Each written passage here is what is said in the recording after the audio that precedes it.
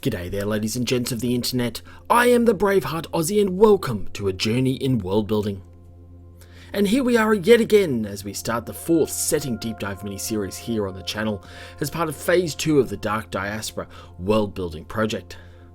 So far we've examined two constituent planets of the Tarvan Covenant, that of Lost Serion and Samiyaji, the Fringe World Alliance slime world of Korix, and most recently the independent theocratic and pseudo-psychic Gaia world of Kopachia.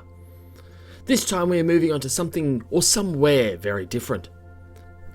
This time we have a contested world, a world that is the focus of conflict, combat, and war within the diaspora, the world of Koton. Thank you to everybody who voted in the poll. I'm super excited to explore this setting given the nexus with the Galador hegemony, one of the great powers of the diaspora. As per our previous series, this first episode will examine the key facts and technical attributes of the setting. But before we begin, I just want to do a quick update on the progress on our TTRPG. We currently have a call out for beta testers to participate in a small number of one-on-one mini campaigns and one-shots to help test game mechanics. I released a video on the channel last week for part 1 of the game guide of version 0.4. Part 2 will be published next month after we complete this setting deep dive. Make sure you join our Discord server for the opportunity to participate in the testing. So without further ado, let's start our examination of the independent world of Koton. Located in the galactic northwest of the diaspora, Koton is the third and largest of the 15-strong system of primary moons of the Saturnian analog gas giant planet of Drexium within the Diamon System. The Diamon System is located outside of the inner halo and is broadly equidistant between Galador in the outer rim and Lost Earth, albeit further towards the galactic north. Drexium is the fourth planet orbiting the star of Diamon.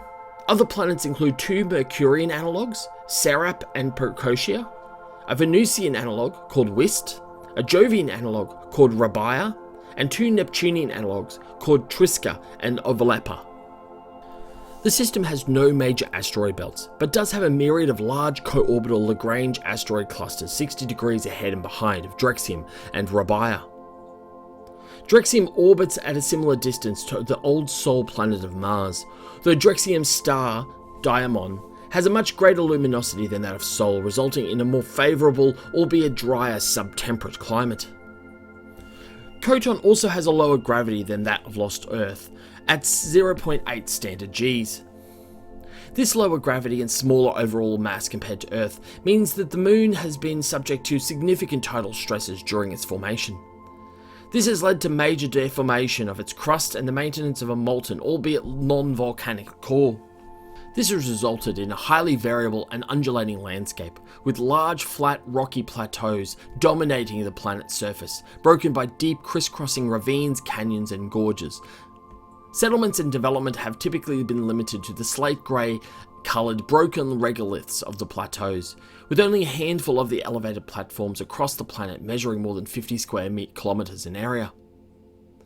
The remainder of the planet is comprised of shallow marsh-like oceans, the remnant of water deposit during the planet's terraforming. While constituting only 8% of the surface of the Moon, this water, combined with the sometimes tumultuous energies of Koton's ionosphere, can generate large storm systems, with low rainfall but high shares of lightning strikes.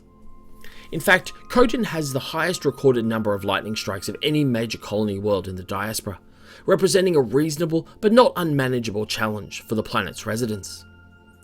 Part of the driver of this storm activity is the fact that the Moon is protected from solar and Drexium radiation by its own extensive magnetic field. This has also helped to maintain a thick atmosphere of Koton during its formation and subsequent years, with the atmospheric pressure of the planet at the time of discovery 95% of that of Lost Earth prior to the War of Cataclysm. The original atmosphere when discovered was principally that of nitrogen, with small trace elements of carbon dioxide and hydrocarbons. The planet was one of the first to be subjected to intentional and purposeful terraforming within the diaspora, with in situ orbital and later planetary-based atmospheric processes using Lagrange point asteroid resources to steadily increase the oxygen and water content of the planet over approximately a century. Prior to the commencement of the Hegemony War, oxygen represented approximately 23.7% of the atmosphere, though the ecological and atmospheric impact of the war has seen this percentage fall to less than 20% for the first time in 4 centuries. The biome of the planet is entirely artificial, owing to the complete lack of life on Koton prior to terraforming and atmospheric processing. As such, for several centuries, Koton was viewed across the diaspora as a focal point of the repopulation of innumerable Terran fauna and flora species previously deemed extinct. However, species from other planets including Samayaji, Ozovan, Retreat and Vicinity were also all added to fill specific gaps in the nascent biome. At the time of the Dark Diaspora, however, this biome is now regarded as being under extreme stress, with a number of previously formerly extinct species on Lost Earth once again declared lost to humanity. And that, ladies and gentlemen, is where we're going to leave the first episode today. The first episode is often a shorter one, but I suspect the next two are going to be a bit longer than usual, as we're going to dive deep into the economy and society of Koton pre and post Hegemony War, and of course discuss the war itself, its origins, history, impacts, and the use in particular of weapons of mass destruction, anti-gravity bombs. If you're enjoying this episode and this series, make sure you go and hit that like button and subscribe so that you can get notified when new episodes are going to drop. Also, make sure you leave a comment in the section below, as I'd love to get the interaction on the videos increased so that we can have a fantastic discussion here on YouTube and also on my Discord channel. But that is where we're going to leave it today. Thank you so much. I hope you all have a wonderful day, and may the journey continue.